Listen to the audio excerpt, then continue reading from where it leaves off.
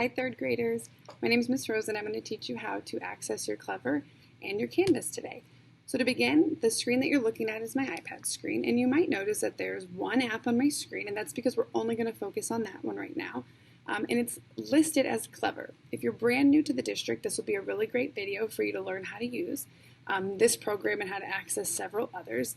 If this is not your first year at Sand Creek or with HSC, then you might recognize a lot of this video, and you might be able to skip through some of the parts, but feel free to pause it as often as you need to go ahead and follow my steps. So to begin, we're going to start by clicking on the Clever app, and you'll notice that a picture will come up. I've covered my camera because you don't need to see me right now, but a picture might come up because it gives you the option of a Clever badge.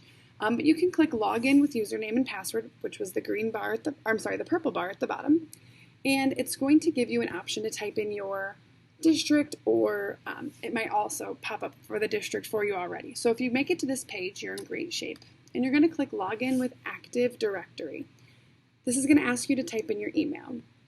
Zella from my classroom, I've been using her login to practice these tutorials today. So her account is already listed, and it's great. So I'm going to go ahead and click that. You might have to type yours in.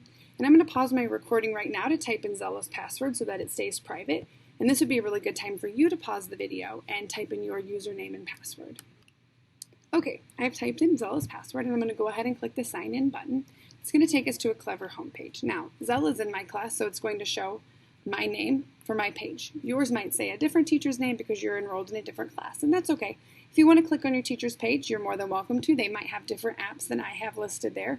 But for now, we're going to stay on the main page. So I'm going to click the back button. And just a couple links to show you. The first one is Canvas, and that's the one we're going to be using today.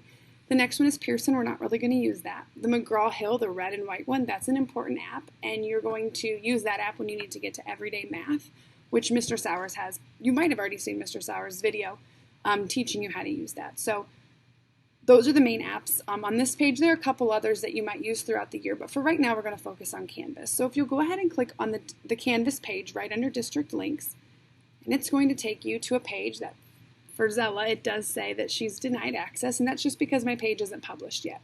So I'm going to switch over to a different view, and this is the page that you will probably be seeing.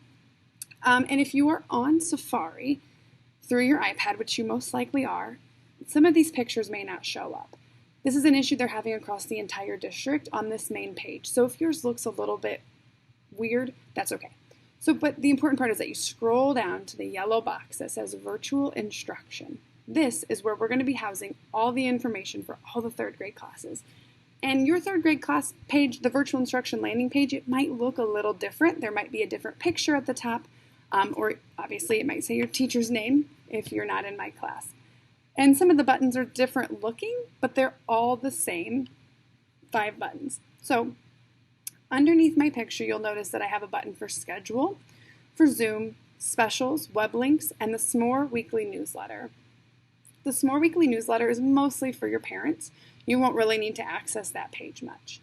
But if you continue to scroll down, you'll see the entire month of August on a giant calendar. And this is where we will house all of your virtual instruction for the whole month of August.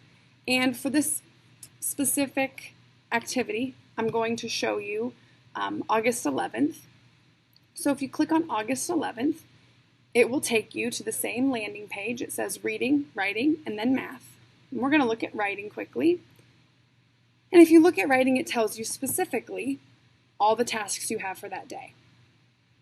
And then at the bottom, it will say Return to the subject's homepage. If you click on that, it will take you back to this landing page where you can then access Reading. But access is denied for Reading because we don't have anything in there right now. So if you ever get the page that says Access Denied, it's okay. It just means your teacher hasn't updated the information or they haven't published the page for you yet. One last handy trick I want to teach you about Canvas is that on the left-hand side of the screen, which I think I can actually draw this for you guys, there is a couple links for you.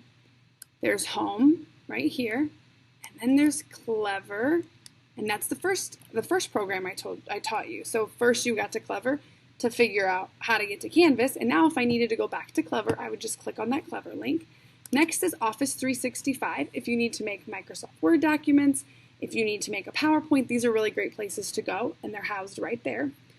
News ELA, we're not going to talk about quite yet, and then it looks like Clever's listed on this one twice, but either one of them would work. Okay, I think that's everything I need to teach you about Clever and Canvas. So if you have questions, email your teachers, or hopefully you can talk to them in a Zoom call and they can walk you through any troubleshooting issues.